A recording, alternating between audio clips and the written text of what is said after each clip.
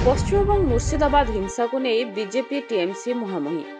वक्फ संशोधन आईन को नहीं राज्य में सांप्रदायिक उत्तेजना नहीं आरोप प्रत्यारोप जोरदार होइछि।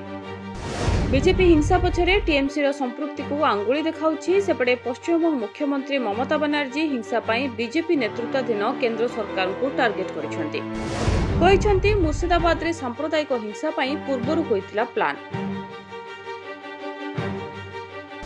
हिंसा पाई पूर्वरु प्लान। कोलकाता रे इमाम को सम्मेलन रे संबोधन करी बीजेपी को हिंसा पाई दायी करिसेंति ममता बनर्जी। कहिसेंति हिंसा पाई पूर्वरु योजना करा जायतिला। केंद्र सरकार काहेकि वक्फ बिल को एते शीघ्र पारित कले? केंद्र सरकार कोन बांग्लादेश रो स्थिति जानि नाहंती? बेंगल रे दंगा भियाइबा पाई बाहर लोकों को आनिबा को केंद्रीय एजेंसी को व्यवहार करि नाहंती कि? काहेकि बीएसएफ हिंसा रोकिलानी बोली ममता प्रश्न करिसेंति। अमित शाह को टार्गेट। केंद्र गृह मंत्री अमित शाह को टार्गेट करिसेंति ममता बनर्जी।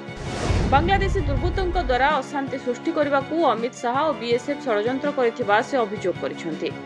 अमित शाह तांको विरोध रे केंद्रीय एजेंसी को व्यवहार करुथुबा कहिबा सह शाह को रोकिबा को से प्रधानमंत्री नरेंद्र मोदी को अपील करिसेंति। बांग्लादेश और पश्चिम बंगर 2200 किलोमीटर सीमार सुरक्षा रे बीएसएफ को मुतयन करा जायछि। तेणु जदि पश्चिम बंग को बांग्लादेशी दुर्बृत्त अनुप्रवेश कले सेथिपाई बीएसएफ दायी। बीजेपी बाहर लोकों को आनी पश्चिम बंग रे हिंसा कराइछि। मुर्शिदाबाद हिंसा योजनाबद्ध षड्यंत्र बोली ममता कहिसेंति। उसुकाउछि बीजेपी। वक्फ आईन बीजेपी रो विभाजनकारी नीति। बीजेपी उसुकाइबाकू उद्यम करिछि। तेणु बीजेपी कथारे न पड़िबाकू से हिंदू संप्रदाय को अपील करिसेंति। सीएए एनआरसी वक्फ संशोधन को टीएमसी समर्थन करिनी। ना हिंसा को समर्थन करती ना हिंसाकारी को बोली ममता कहिसेंति। जदि टीएमसी हिंसा रे संपृक्त थांता तेबे दलर नेतांको घर उपर को आक्रमण होई नथांता बोली ममता कहिसेंति। बीजेपी पालिला शहीद दिवस।